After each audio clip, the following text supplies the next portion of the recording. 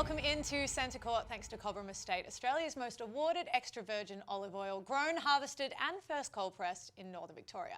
Centre Court is where we take a deeper look at the athletes, coaches and the voices who define netball in Australia. The conversation unfolds in 4 quarters, giving our guests room to share who they are away from netball, the highs and the lows of their career and the future they are building beyond the court. It is honest, it's reflective and it's the side of the game and the people you don't always get to see. Today's guest is fierce on the court, she's grounded off it and one of the most compelling voices in Australian netball. She's a diamond, she's a maverick and now she's a fiance. It is Jamie Lee Price. That was going to be my first question. Show us the bling. It's right. Yeah. Oh my gosh, it's a beautiful one. JLP, a pleasure to have you on the couch. I feel like your story has so many parts to it. I can't wait to get into it. This could be a 2-hour-long episode, but we love it. We start every episode though by asking our guest a simple question. Thanks to Priceline Pharmacy, we know health and beauty.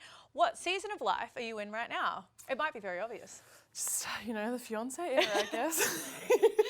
Fiance. Whatever you want. Yeah, that's the era you're in? I guess so. I don't know. I feel like I'm in, freshly in my 30s. I feel like I'm really starting to kind of know who I am and I'm just enjoying it and just like saying yes to everything I can and riding the wave, I guess. Yeah, I think your 30s, anyone who's in it will tell you, best years of your life. You think your 20s are cool, but your 30s are, oh, okay, I'm really comfortable in my skin. Let's talk about settling into Melbourne though. Yeah. You've moved from Sydney, you've moved around. You started in New Zealand, but spent most of your life in Sydney, and now you're in Melbourne living with your partner, Harry. What has surprised you most about the adjustment to Melbourne? I think actually the weather's been pretty good, surprisingly. I feel like everyone bags Melbourne out about the weather, but no, I think it definitely is quite similar, I think, to like Auckland in New Zealand in regards to like weather. So I was kind of familiar with that, lived there for 13 years. So, but I just think like the culture and there's just always something to do. And actually, Harry will be very happy I say this, but the fishing is amazing. Where's your fishing spot? Well, we go out down in the bay, but like, when we would fish in Sydney, it was so hard. But we would, I dead set, we're guaranteed, fresh squid or, flathead or something all the time down in the bay. And I feel like that has surprised me the most. I can categorically say we've never had someone come on and say the best thing is fishing. And I love that there's so many facets to you. The renovations, the fishing, you spend your life out on the boat. You and Harry doing the renovations on the house that you bought. Can you tell us how you got into that and why that tickles your fancy? Because it's always a DIY project on JLP's TikTok. I know. I think the best thing and probably one of the things that I love about Harry is he's such an outdoors man and he's always doing something. He's always tinkering with something in the garage and always just trying, he just can't sit still, which I love. But I think, I don't know, I feel like when I look back on my childhood, when we were growing up, we always moved houses and we always moved to a really old, dingy house. Dad would renovate it. We'd live in it for a few years and we'd move on. And I never really thought anything of it or much of it until I actually moved in with Harry in Sydney and it was such a boys' house. It was just there was no furniture. There was just nothing in it. It didn't feel like a home. And I'm like, right, all right, let's start making this a home. And I think that's where I kind of drew my love in, I guess, decorate, or I don't know, just getting creative. I didn't think I had a creative side, but I think everyone does. It's just how you delve into it. But that, and then I was just like, oh my gosh, imagine if we could renovate a house, and obviously Sydney market is ridiculous, so we were never going to be able to afford to go over to buy a house there. But Harry moved to Melbourne, and we were obviously very grateful to be able to afford to buy a house, and we got a beautiful 1950s home. It's such a grandma house. It's so cute and has so much character. And we haven't really started our renovations yet because I've learnt that it takes a really long time. But I'm so excited. I think everything's slowly coming together, and we wanted to make sure that we took our time on it because sometimes I feel like if you rush things, you definitely regret them. And it's our first renovation as well, so we are going in really blind. But yeah, we've got lots of advice, and we've made sure that we've lived in it for a while so we can understand the house and where the light comes in and like all those kind of things. Yes, So, that's such an important part of it too, is just figuring out, you know, where the best assets of the house are, and you don't know that until you've lived in it. You bought the house though prior to telling Giants that maybe you were looking elsewhere. Was it always the plan to move on from Giants and move into this house, or was this just like a, if it works out and I end up living in Melbourne? Yeah, I feel like obviously, like I signed 3 years with the Giants, and Harry was off contract in my second year, I think, and I don't know, I just did not think twice about him ever leaving Giants or us ever leaving Giants. But I think obviously things just went a different way, and you know, you got to grab your opportunities where you can, and the best opportunity for Harry was Collingwood. And I guess for me, being at the Giants for such a long time, and you know, having the relationships that I had within the club, I was able to be really honest and open with them, and I made sure that I was at the very start, because I felt like it was the right thing for me to do, but also I didn't want to muck the club around either. So I was definitely having really open conversations with them throughout the year, but particularly at the start of the year, to see what we can do. Obviously, I was very willing to continue and see out the rest of my contract, but I was pushing really hard to be able to essentially get out of my contract early, which I think I'm so grateful for the Giants to have done that for me, because now I am able to live in our beautiful home, be with Harry, and just start a new chapter in our life. And it's been really fun, and I'm really enjoying the Mavericks, and yeah, you have to make so many sacrifices when you live away from your partner. Yes. So being able to turn 30, become a fiance, live in the house together and renovate, it's a really exciting time for you. Growing up in New Zealand though, you spoke about it, 13 years in Auckland. You moved to Auckland when you were 8. Your dad joined the Warriors. So you lived through a period where you watched your dad play professional sport. Do you remember what it was like going up and fronting up for games where your dad's a superstar and you're there to watch? Yeah, all the time. I was actually a ball kid at the Warriors games. I feel like there was only like a few like little girls that were ball kids back then, and I loved it. I was like in and amongst it. I remember when my uncle and my dad played for the Warriors, and there was a certain rule where if a ball got kicked out, you had to place the ball on the floor. And like you couldn't just kick it to them or pass to them. And my uncle was the winger at the time, and he wanted like a quick play the ball, and I just like put it on the ground. He's like, "Pass it to me, hurry!" Like yelling at me. I was like, "Nah, you got to get it." It's the rules. Anyway, he apologised to me after the game, but I was just like, "No, I don't break the rules. Like this is what I've been told." Like it was I so love funny. this. What a great story. But when you're growing up in Auckland. And do you have dual citizenship? Is that something that you don't? No, okay, so you're just over there living, but you're an Aussie at heart. Yeah. Did you really get into the culture of the Kiwi way? Because I feel like, and some of it comes out in your netball style now too. Yeah, definitely. I think living there for so long, I did most of my schooling over there, and I feel like I have so many like beautiful friends that were family and are still family to me, and I feel like you just have to like dive into the culture over there, and you get to learn so much about the country and the culture of it as well, and you learn Te Reo Māori in schools as well. So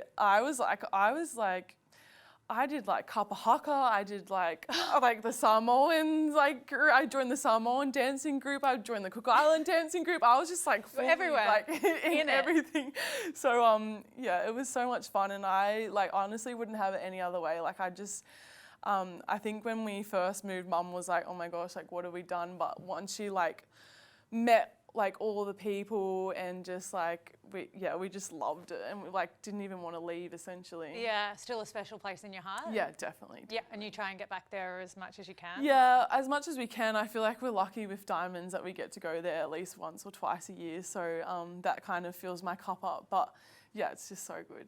Let's talk about your businesses. Yeah. Well, let's talk about the JLP collection. It feels very you, the collection. It feels like something that is really close to your heart. What was it that inspired you to bring out a clothing line? Yeah, I think, I don't know, like, I guess for me, the last couple of years, I've been really passionate about like the uniform, and I've been like annoying the crap. Am I allowed to say crap? Yeah, say whatever you like. I've been annoying the crap out of Netball Australia with trying to get the Diamonds uniform. I just think like you feel good, you play good, and also like there's just such a huge market, like the NBA, the NFL in America, like there's so much merchandise, and I feel like we're just not capitalizing on it, and I'm just like pushing really hard to get into Rebel Sports and, you know, just shop so we're seen, and I think that kind of like created a little spark inside of me, and I was like, all right, like I'm just going to do it myself, and I'm going to have fun with it, and I think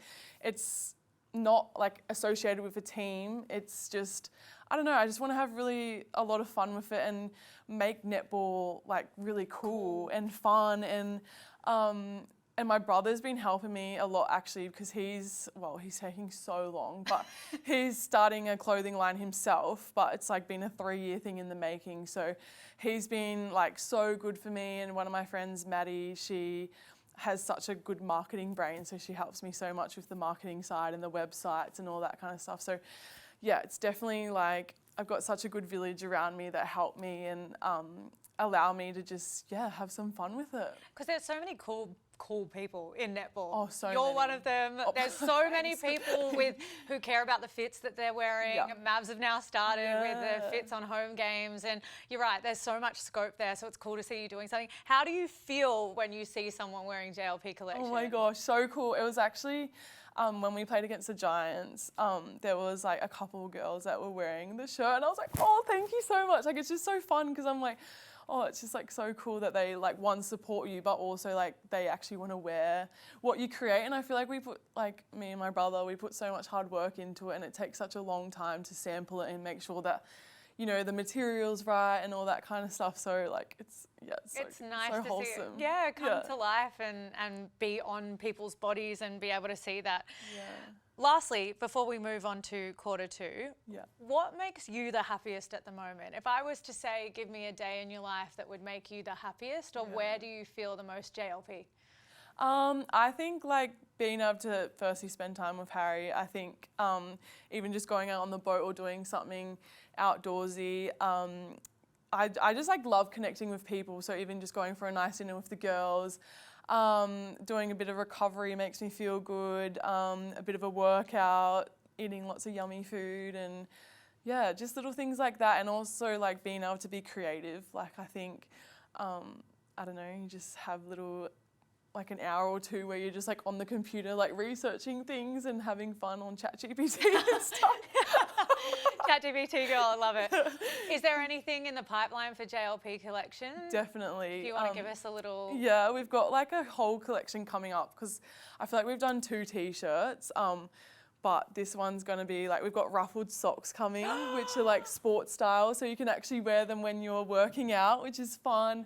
Like hopefully like a tote bag, like a crew neck, a t-shirt, shorts, trackies, like all that kind of stuff. So you could be decked out head to toe. Decked out. Oh, and hats. I'm going to have some fun with hats. Like I feel like, we're just going to have lots of fun with hats. I can't wait. Do you want to give a plug? What's the website? www. Why did I say JLPcollection.com. Now let's turn our attention to quarter two, where we dive head first into your netball journey thanks to Cobram Estate, Australia's most awarded extra virgin olive oil, grown, harvested and first cold pressed in northern Victoria. Jamie, it predates ANZ champs, but let's just start there because we can't go all the way back in time. Youngest player in the ANZ championship back in 2013. How old were you? 17. 17, so a baby, still learning the ropes. Yeah. How did you feel getting thrust into that environment? Well, it was a dream. It was a dream come true, and I think it kind of just all happened like so quickly.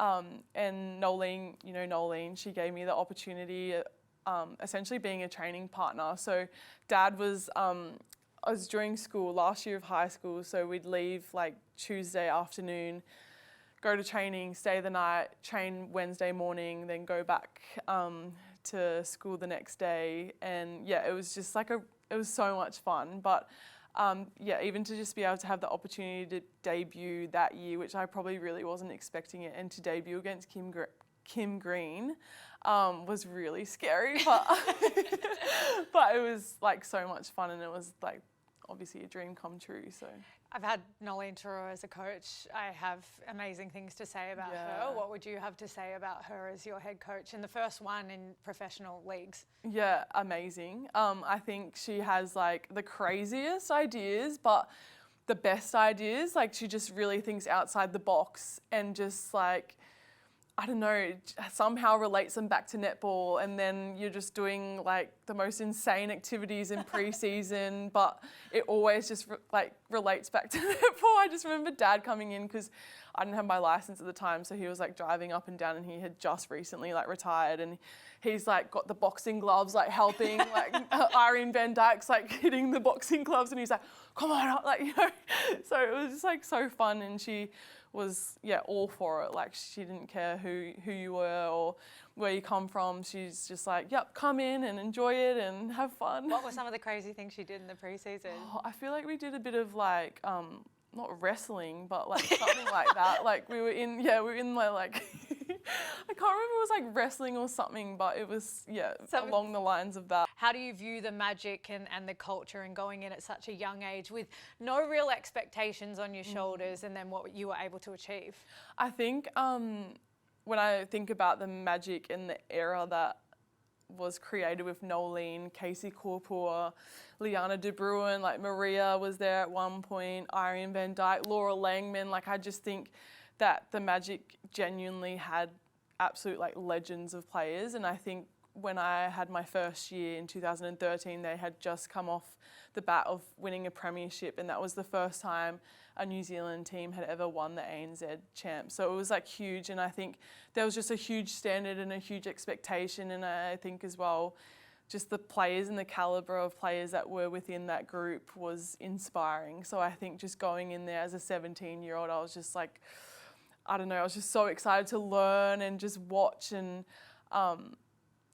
just indulge in everything that was happening within that group. Did you always have belief in yourself as a player? We speak to some people and they say, oh, you know, I didn't really know that I was passionate about netball until I got to older in my career.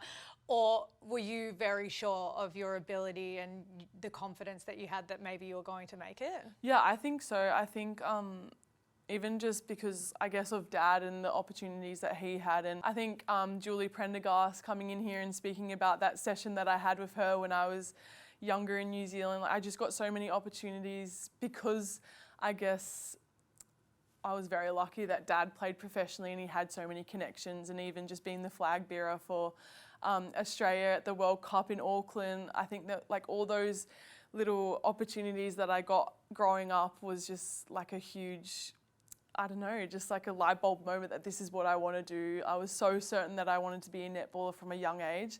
And I think, I was really confident when I was younger, but then as I guess you move throughout the ranks, like you do lose your confidence a little bit. And I think I did lose my confidence a little bit throughout my career, but then I gained it back pretty quickly when, you get dropped or you don't make a team and whatnot. So it shapes you definitely. We'll talk about that in quarter three when we get into the deeper sure. stuff and some of the challenges that you've had to face throughout your netball journey, because it hasn't always been easy. But you spent almost a decade at the Giants. Yeah. That's a lot of your netball life. It's crazy, 30, but a decade at a club. Yeah. How do you reflect on your time at the Giants? Because you're obviously very fond of the memories that you have there, but also it wasn't what you probably expected it to be on court at times. Started off super well, played in grand finals, but then it was a really challenging period where surfacing at the bottom of the ladder for a number of years. Yeah, it was, it definitely had its highs and lows. I think when we first started, well, first of all, Julie Fitzgerald, who's been such a huge influence in my career. I've had her since, 2014 till last year, which is a really long time. But I've been so loyal to her because she's been so loyal to me, and I think she's just believed in me so much, and she just, I don't know what she does, but she just has this like effect on anyone and everyone that she coaches. But I think when we first started the Giants, it was so exciting. You know what it was like when you started Lightning, but you got to create a culture, a new club, a new look team, and we had so much experience within that team, and I think we played in two grand finals, lost both, unfortunately. Sorry, I'll take that one. Yeah, thanks, Kelsey. But I think, whilst we had like massive highs, then towards the end of, my Giants, my time at Giants, it was really hard. And I think throughout those hard times, you just got to find the joy in little things. And I think you learn a lot through those really hard times, but then you also, like, when you're winning, it's so much fun and all that kind of stuff. So yeah, you're just like riding the waves constantly. And whilst it was really disappointing knowing that what we had created to, slowly going down the ladder, which was really hard, I just know that we have created such a strong legacy at the Giants, and I do not regret what we had done at the Giants, and also just what we created. What would you say the hardest moments of your time at the Giants were, and how did you get yourself out of it? You talk about finding little bits of joy. What did you lean on? I think the last couple of years were really hard, like just not winning many games. And I think the thing for us was finding the joy off the court and making sure that we are still connecting as a group. We're still enjoying ourselves in training and focusing on little improvements, because I think it's really hard when you are losing lots to just be like, we need to do this, and then it's just really overwhelming. So just focusing on little things that we can improve on for the next week, but also knowing that we can still have fun and enjoy ourselves, because I think towards the back end of last year, particularly when we were just like, you know what, the pressure's off us now. All we need to do is just go out there, play really good netball, enjoy ourselves. And knowing that, I guess Joey was retiring, I knew that, was like, let's actually try and make it fun, so you do go out with a bang, and It's an interesting one when you talk about being at a club for so long and how much it defines your growth and the time that you've spent in netball. But then moving clubs is also a massive part of that as well. And it would have been a huge decision, but you find yourself at the Mavericks.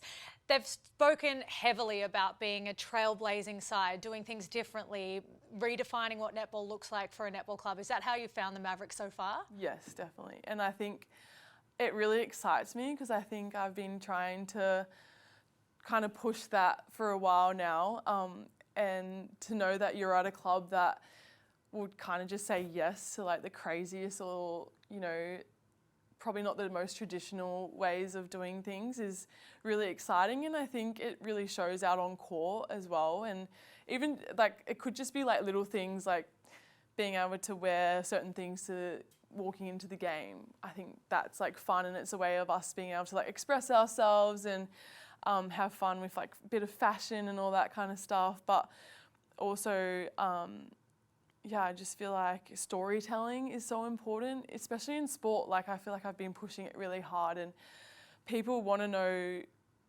athlete stories, and they want to know the characters that they have within a team. And this is why I love this show, is that like you're telling stories for everyone to understand. So I think that we are slowly heading in that direction, and I think that the Mavericks are definitely doing it really well. And I'm so proud to be in this club and to be trailblazing. You're at the forefront of the Mavericks when it comes to being a marquee player on the court, but it also is leadership and pushing the boundaries off it. What impact are you hoping to have on the Mavericks? Is it really just to push the boundaries as much as you can and see where you can go with netball, and if the Mavericks will come with you? Is that what you're hoping to achieve? Oh, I think the Mavericks were already there, and I'm just like joining the party essentially. But I think definitely the thing that I love about the Mavericks is that they're so willing to do things differently, and I think a lot of netball is so traditional. We've always done it this way, but I think moving forward, if we want to continue to grow the sport, we need to keep pushing the boundaries and doing things differently. And I think that's what's so exciting about this club. And I hope the impact that I can make is to be able to win a premiership at this club. I think winning definitely helps, but also to be able to do all the little things off the court and create change and grow the sport, because I think we all have so much passion for this game. And my biggest fear is that if we stand still and we don't grow or make change, that we're just going to keep getting pushed down and not, rising extend to or rise. where other leagues Yeah. are going. So this is putting you on the spot, That's but fine. what do you hope to see if there is changes? There was a survey put out recently and there was a lot of insights from fans. We've obviously seen the introduction of the super shot. Do you have plans for where you think netball should be or where they can grow the game? I think for me, I'm like, the game is like, the product in itself is amazing. I think it's how we, like what we're doing at home games, what we're doing marketing wise, how we're storytelling, uniform, why aren't we having fun with that? Why aren't we, doing fit checks walking in? Why aren't we, like, there's just so much that we probably aren't doing enough of or putting money into where we should be. I just think there's just like so much that we can do off the court, because I just think the brand that we have already is like incredible. Yeah, and the game speaks for itself. The games, if you go to them, they write their own stories, and we talk about the storytelling, but it's everything that goes along with it. We need big banners and signs of netballers and their faces on big banners. Let's talk about the Diamonds though. First selected in the Diamonds squad 2018-2019 season. I think we were there. Yeah, we were there together. Time. Yeah. Wait, what number are you? I'm one after you, 186. Oh, I'm 187. Oh, you 176. 176, sorry. I'm 175. Yeah. Yes. I was actually after you. Yes. Oh, well, there you go. Buddies. What did the moment mean for you? Obviously, growing up in New Zealand, you've got an affinity towards that country, but did you always want to represent the Diamonds and go down that pathway? Julie Prendergast spoke about you coming across and being in the Diamonds pathway and speaking to Lisa Alexander. How do you remember that period of time of being maybe pulled into the Ferns or the Diamonds? Yeah, I think, obviously living in New Zealand for 13 years and my whole pathway was with New Zealand. I guess being a young athlete, you're just trying to take every opportunity that you can. And for me, like watching Dad and my uncle represent Australia and the Queensland Maroons team and all that kind of stuff was a dream. And then being the flag bearer for Australia, I was like, oh my gosh, this is amazing. But I guess when you are like living in New Zealand, you're like, right, I do genuinely love the country, New Zealand, and I love what they do, the culture and everything. So I was really submerged in that. I think it was more just like opportunity. And for me, at the time, probably New Zealand was an opportunity for me.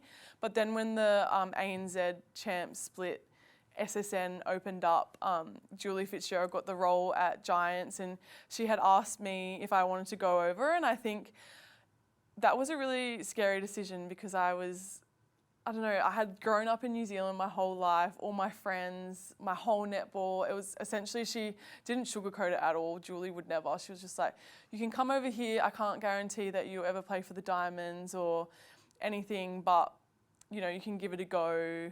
But I want you to play for the Giants. And I was like, okay. And Mum and Dad were like, well, do you want to play in the best league in the world or do you, kind of thing? And I'm like, well, yeah, I do. And they're like, well, you have to make a decision with that, being comfortable here or going somewhere where you feel uncomfortable and starting completely all over again. And I was like, okay, why not? Let's do it. So off I went, and at the time it was under 21 World Cup, Botswana. I was in the under 21 system for New Zealand at the time, and I had to call Kiri Wills, who was the 21s coach, and I was like so scared, and I was like, oh gosh, I'm so sorry. And she really understood, but obviously a little bit devastated. But yeah, then went over to Australia, and I got an opportunity to trial for the Australian under 21 team, which was amazing.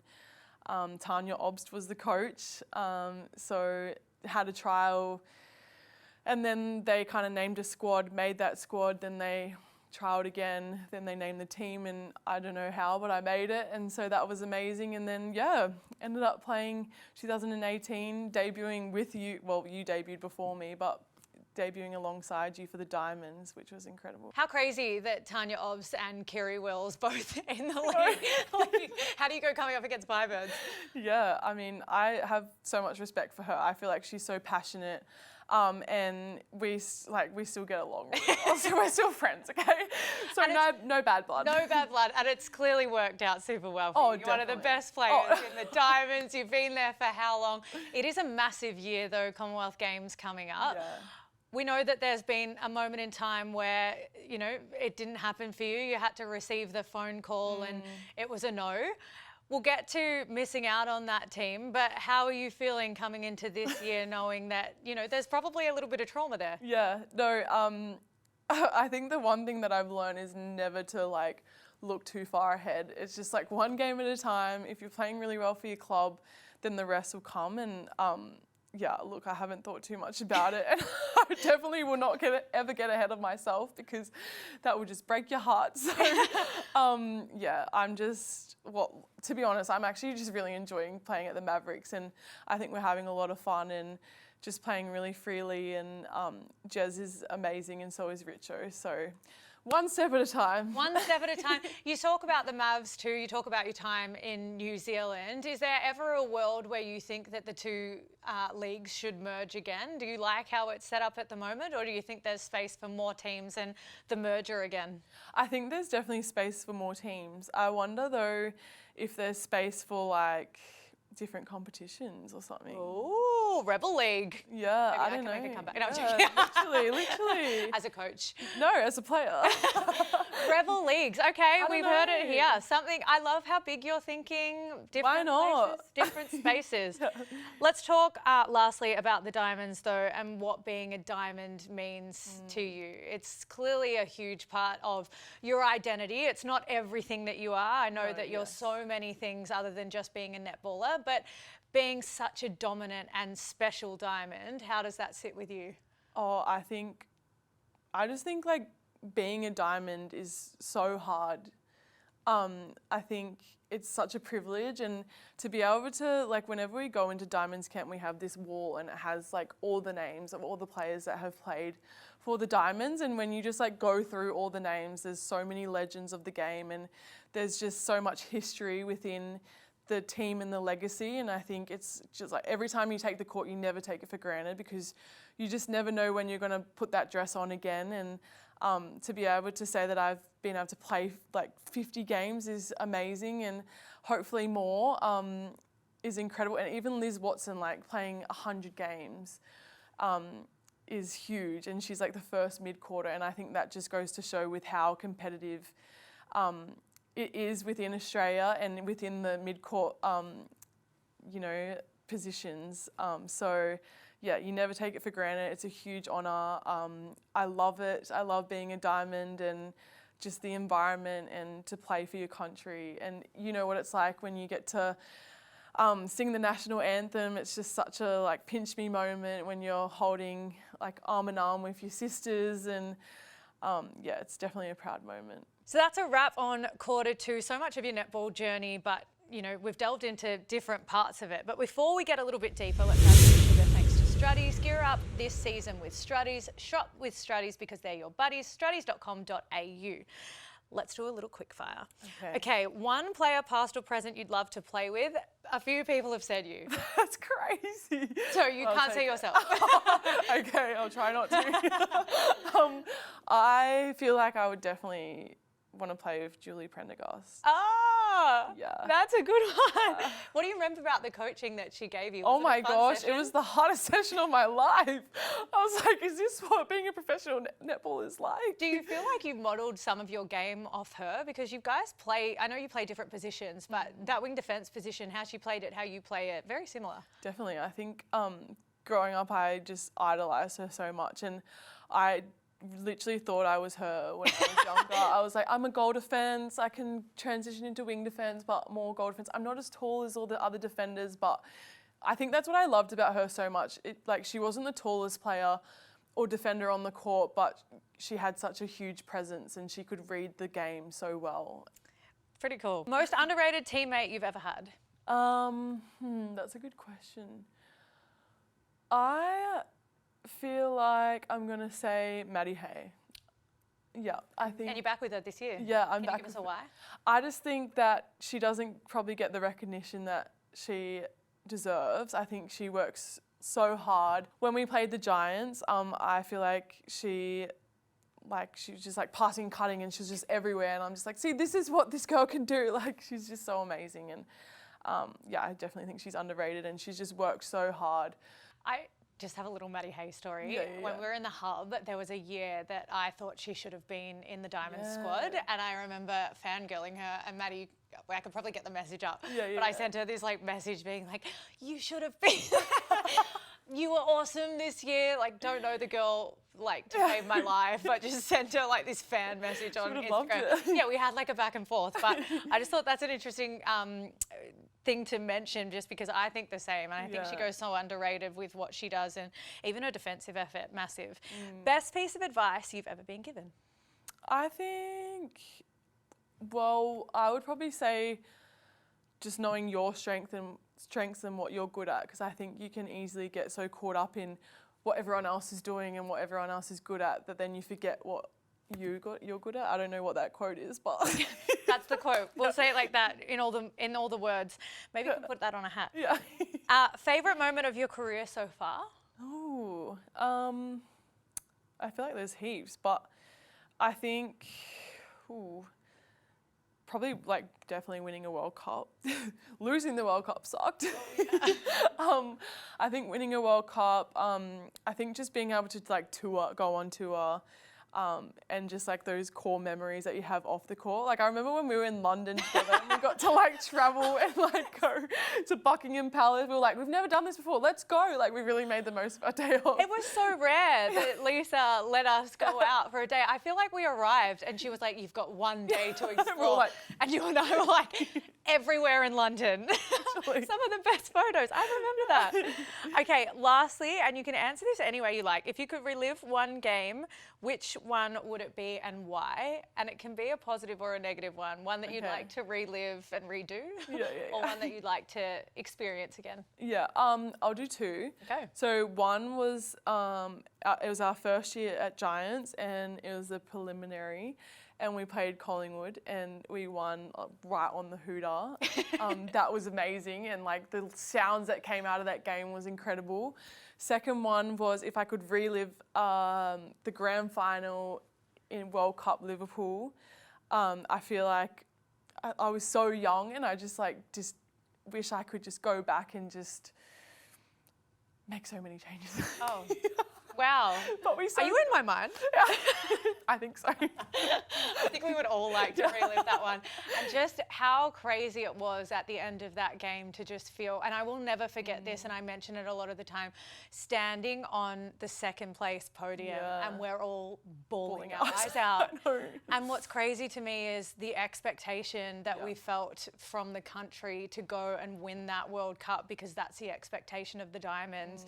And to be standing there and, you know, reflecting with, you know, Shanice Beckford, she's so proud of her bronze medals, and you know, Fran Williams and Helen Housby, and they won the Commonwealth Games, but they've got bronze medals and they're so proud of every medal that they win, and we're standing there crying. Like, do you reflect on that and remember and say how crazy? All the time. I'm like, oh my gosh, like, and that's just because of the legacy that like past players have created and the history that we have of being a Diamond. I actually remember when we played Constellation Cup a couple years ago, and we lost, I think, the 3 games against New Zealand, and then our last game was in Melbourne.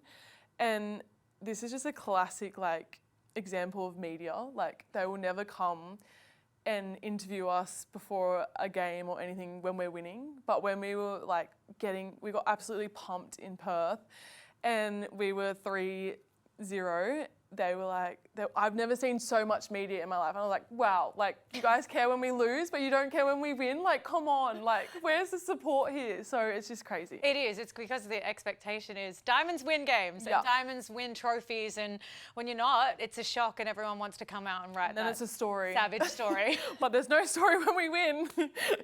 Now we've had some sugar, JLP. Let's get into the more personal conversations. And I'm excited, not excited, maybe a better word for that is interested and intrigued, because the one thing I know about you is that you're very vibrant, positive, happy-go-lucky, just always want to put the positive stuff out. You obviously have standards and expectations of yourself and your teammates. But the personality that you have off court, and then what is often labelled for you on court as this bully, this beast that goes out and takes people out. How do you deal with, you know, the compartmentalization that you have to have between this is who I am as a person and as Harry's fiance and as a teammate, but also this is how people view me on the court? Yeah, I mean, I do say that I genuinely have an alter ego. Like, I have two totally different personalities, like versus on the court, versus off the court. I just have that white line fever, but I do probably, when I was younger, I reflect on this a lot. When I was younger, I did always joke about, like, my dad being like, oh yeah, when I was younger, like, he used to tell me to, like, put my opponent on their ass and all that kind of stuff. And then I feel like instantly, like, I was then labelled, like, really physical, like, all this kind of stuff. But I think the older I'm getting, the more I'm realising that one of my strengths is genuinely, like, my strength. Like, I'm a really strong individual, and this isn't, like, to sound, like, cocky or anything, but 9 times out of 10, if I'm going up for a contest with someone else, they're probably going to end up on the floor. And I'm like, I can't help that.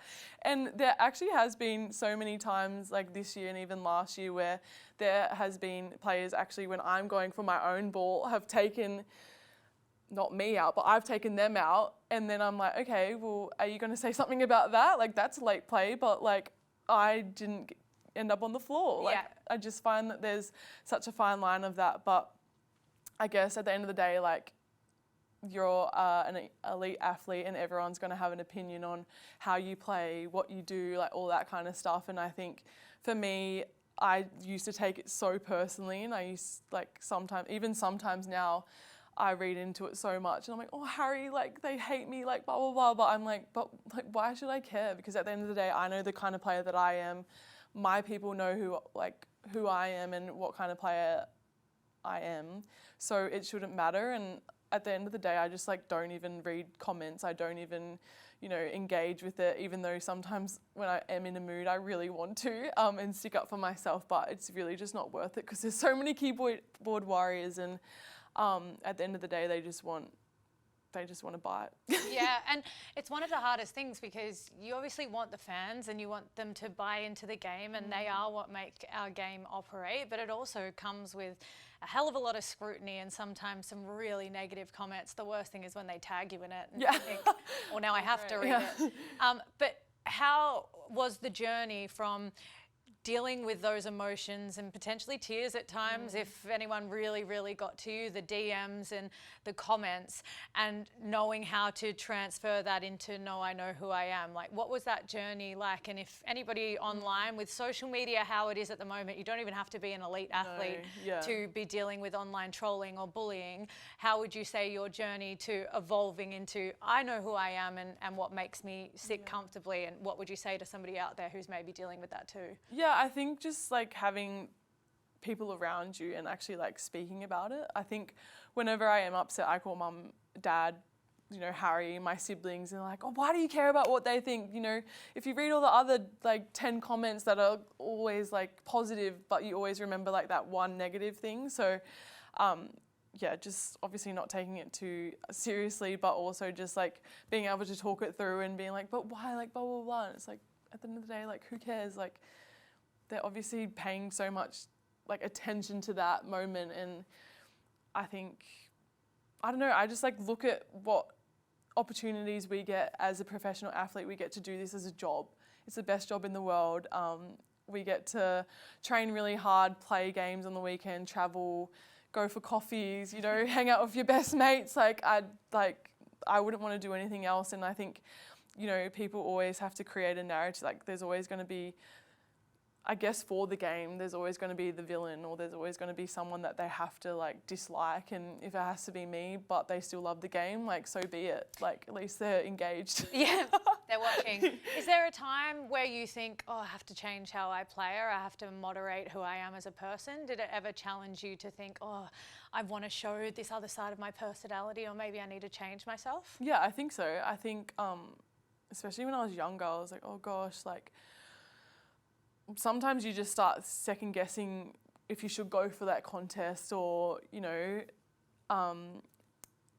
just little things like that where it's like, no, like realizing what your strengths are and actually using that to your advantage has been huge for me. And I think when I was younger, I probably didn't know how to not control my body, but like, I don't know, like you just learn different skills, and or you probably more learn when you should go for a ball or when you shouldn't, what's wrong and what's right. And I think that's probably the biggest thing is like, I can definitely get this, or I'm probably not going to get that, so I'm just going to pull out of it. In a game, if you do go for a contest and someone goes flying, is the first thought that comes into your head now, Yeah. or have you sort of parked it all? I've definitely parked it all, but I think, I can't remember what game it was, but it was a couple of years ago when we played the Swifts, and it was like the first quarter, and Ali Smith was coming this way and I was coming this way, and as I saw her, I went to pull out, and my first instinct was to duck. So I've just gone like this, because I'm like, oh, I'm not going to get it, and then I've ducked, but then she's jumped like over me, and then I got sent off, and I was like, like I tried really hard not to go for that ball. So I just feel like this, like if you doubt, like there's such a fine line, because you're literally making decisions milliseconds. So if you're going to go for it, just go for it. If you're not, don't go for it. Don't go in between. Don't duck. Yeah, just don't duck, whatever you do. But the other part of you and maybe the online trolling, there's parts of the netball side of things that you've clearly had to deal with, but there's also being what we call a wag here in Australia. I don't love the term. I think everyone has their own opinion of it. Yeah. We had Kim Revellion on here. She's got her own opinion of what it's like to be a wife and girlfriend. Yeah. You sit in that category, but you've also built so much of a career and a standing and an identity as Jamie Lee Price, an unbelievable netballer and human. How does it sit with you knowing that sometimes you get put in this box as Harry Perryman's girlfriend? Yeah, I mean, it doesn't really bother me because I feel like I'm hardly really a wag. I'm hardly at his games. But I think at the end of the day, he's a hab as well. Yeah. So, you know, embrace hab, it. wag, wag, hab, whatever. Yeah. But I think, I think there's definitely some positives in it, but then there's also some like negatives. I think the best thing about it is that we both have something that we're really passionate about, and when we can support each other, we do, and when we can't, we're supporting each other from far away. But yeah, I don't really have much of an opinion of it because I don't feel like I'm probably like part-time / never existing. Never get to be there. Yeah, but yeah. What about talking about this side of things of your relationship? Do you think there's an element where you just want to lean into the support of Harry and have him lean into the support of you? You're both at the same club. That's clearly where you met. Yes. So being a wag or a hab is also a positive experience for both of you because you met through the football club, right? Yeah, exactly. And I think that's why I'm so grateful, because I met him through what we do, and I don't think I would have if I didn't like play netball and he didn't play AFL. So I think there's a huge positive out of that. I think there is probably some really negative things as of being a wag, but I don't really get to experience that ever. But I think I think we have a really good balance in our relationship, that whilst we do things that we really love separately, we also do come together and we spend like really good quality time together. And I think that's what I love, is that we're not like one person. We are two completely different people, and we do love things by ourselves, and we do like doing things separately, and like we never stop each other from doing it either. And then when we do spend time with each other, we have the best time. And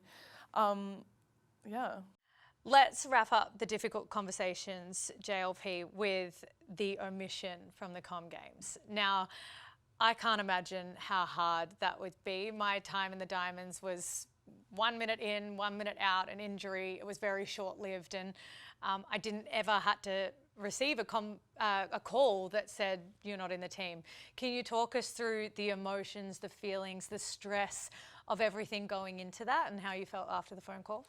Yeah, I think for me, I've been so lucky in regards to like from 2018 to that point, I was in the Diamonds for such a long time, and I think there's so many players that I think of that have been literally in and out for so long, and that's probably the one time that I've ever had to miss out on something. So I am very grateful that, you know, I had such a long stint in the Diamonds, but then yeah, getting that phone call from Stacey Rinkovich, I feel like it was just like, as soon as she said unfortunately, I just like zoned out. I was like, wait, what?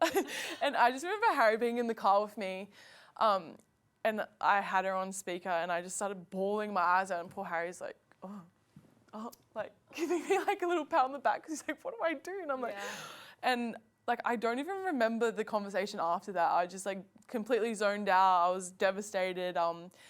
And then the next day I went into Giants, and Julie Fitzgerald was like, well, are you like a training partner? And I'm like, I don't know. And she's like, she would have told you. And I was like, well, I wasn't listening. So I stopped listening. I had no idea. But yeah, obviously like I was devastated. I think the hardest part, but the best part was, I guess me and Kate Moloney are like really good friends, and she's missed out on World Cups so many times that it was really nice that she actually sent me a message and said like, thinking of you, you know, blah, blah, blah. And then I was like, oh my gosh, like that's really, like, I always find it really hard to, especially when you're in similar positions, like, do you message them to say, I'm so sorry, or do you leave it or whatever? But I think the initiation of Kate actually sending that message was really nice and really thoughtful. And obviously I was really happy for her to make the team, but obviously devastated for myself. So I think that's kind of where our friendship really started, and like an appreciation for each other, because yeah, like obviously she missed out on the Liverpool World Cup, and then I missed out on this one, and then she missed out on the World Cup the year after. So I think, yeah, being able to create that friendship was really something special. But yeah, really devastated. But I think it was kind of, I don't know what you call it, like a bit of a light bulb moment, because I felt like I was in the Diamonds for a while and I just probably was losing confidence rather than gaining confidence. And I think Dad he kept harping on it to me for so long, like ages, like if you don't start creating confidence within yourself, you're going to get dropped. It happened to me when I played for Australia and blah, blah, blah, blah. And I was like, oh, whatever, Dad, like it'll be fine. And then it finally happened and I'm like, yep, okay. I understand. I understand. And he's like, remember this feeling, sit in it, you know, feel it, but use it as motivation. Make sure you get the feedback that you need, and then you work really hard and make sure that this feeling never happens again. And I think that feeling made me like the hungriest that I ever have been. And I think it made me realize who I am as a player and what I bring as a player. And I think I've never really done that before, because I was always probably in a position where I'm like, oh, like, you know, this person's doing really well. Oh, I'm not going to play, or I'm not going to start, or this person's trained really well. Oh no, like I'm going to get dropped. But actually going to the Com Games as a training partner, I was able to just train, play with the girls and just like enjoy it and actually have fun. And I find when I do play freely and I am enjoying my netball, it really shows. And I think that was just like a light bulb moment of like, this is it, this is who I want to be when I am playing for the Diamonds. And from that moment on, after the Commonwealth Games, I was like, all right, like let's rip in, let's enjoy it, because like I said, like you just never know when you're not going to play for the Diamonds again. So yeah. It's pretty special that a really beautiful friendship has come out of adversity and clearly relating to very similar experiences as much as they are devastating for yourself. Do you think Kate reaching out, because it is so difficult for people to know what to do, you don't want it to be disingenuous when you message, you don't want the other person to think, oh my God, they're just messaging me because they feel like they have to. Yeah. Do you feel like it's changed how you show up for your teammates in maybe difficult times, seeing that, you know, Kate in a tough moment where she knows that you're hurting and she's elated? Do you think you would now show up differently in that circumstance? Yeah, I think so. I think it, like those little things go such a long way, and especially when you know someone's been in those situations before, they know the hurt and they know, you know, how you're feeling, just to like even get that acknowledgement from those people.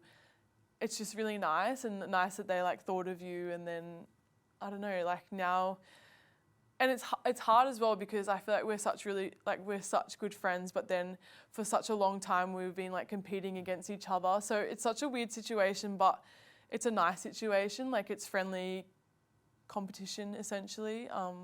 But yeah, now it's nice to know that like we've been able to play in the Diamonds actually together as well. So I like that too.